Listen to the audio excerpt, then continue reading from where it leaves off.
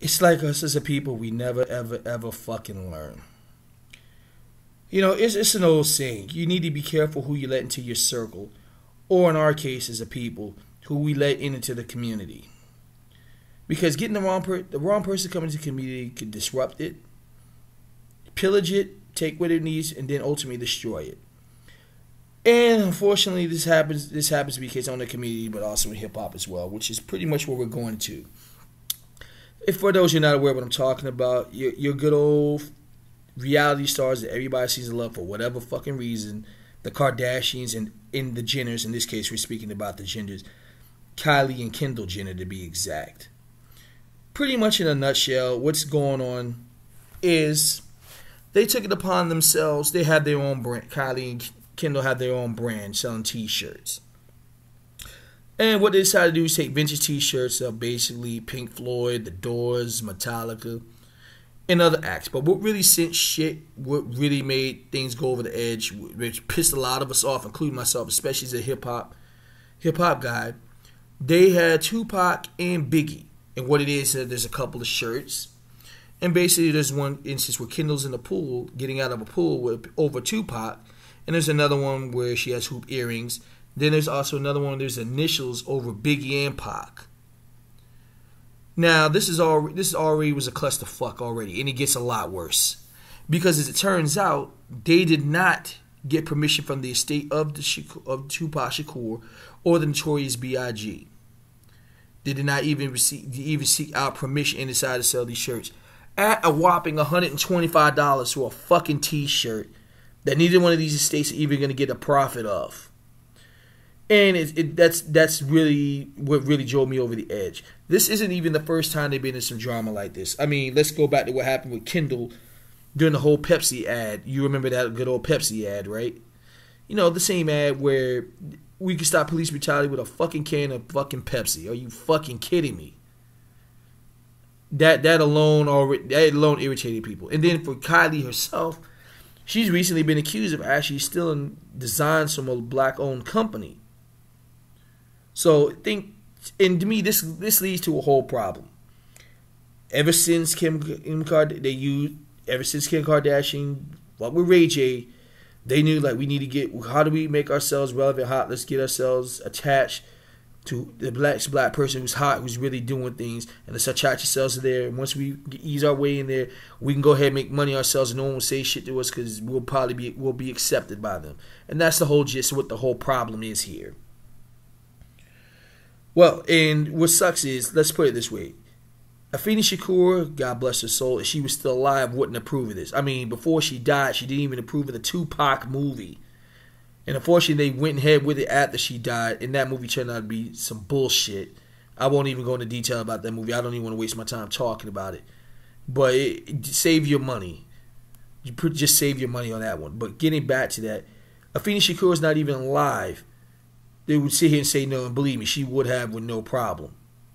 However, Voletta Wallace, which is Christopher Wallace's mother, a.k.a. Biggie, the notorious B.I.G., Biggie Smalls, is still alive. In fact, so is his daughter, Tatiana, and then also CJ, her son, which he has with Faith Evans, the son that he has with Faith Evans. They're still alive. So none of them have been reached out about this. And needless to say, Voletta Wallace was not very happy. She very well issued a statement about it, and I'll go ahead and read it to you right now. Voletta Wallace says, and I quote, in big letters, and this is before it starts, she has an X over one of the t-shirts that has Biggie and Pac on it, which has Kendall with the hoop earrings. And it says, this product has no affiliation to the notorious B.I.G. estate. The estate was never contacted about using the likeness of Biggie. And then she goes on in the comments to say, I am not sure who told Kylie Jenner and Kendall Jenner, and she added them at them directly, so she was speaking to them directly, by the way, that they had the right to do this. The disrespect that these girls did not even reach out to me or anyone connected to the estate baffles me. I have no idea why they feel they can exploit the deaths of Tupac and my son Christopher to sell a t-shirt. This is disrespectful, disgusting, and exploitation at its worst. And I couldn't agree with you more. Funny how this all lined up right around the Tupac movie, huh? Amazing how that goes. So they knew what the fuck they were doing. or whoever team, them, the team, whoever's in charge of the whole situation knew what the fuck was going on, and they did it anyway. And I'm glad Voletta Wallace called them out on their bullshit.